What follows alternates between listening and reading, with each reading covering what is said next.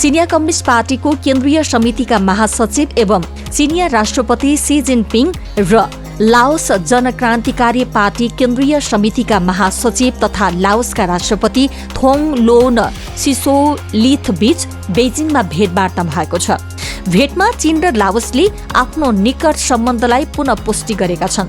भेटमा चिनिया राष्ट्रपति सीले चीन र लाओसले महत्वपूर्ण राजनीतिक एजेन्डाहरूमा आदान प्रदान गर्ने गरी निकट र उच्चस्तरीय संवाद कायम राखेको उल्लेख गरेका छन्। उनले थप भनेका छन् कि लाओसका नेताहरूको हालैको कुराकानीले पनि साझा भविष्यको चीन लाओस समुदाय निर्माणमा सहमति बढाउन मद्दत गरेको छ। सीले द्विपक्षीय सम्बन्धलाई अझ बलियो बनाउन नयाँ पञ्चवर्षीय कार्ययोजना कार्यान्वयन गर्न पनि आह्वान गरेका छन्।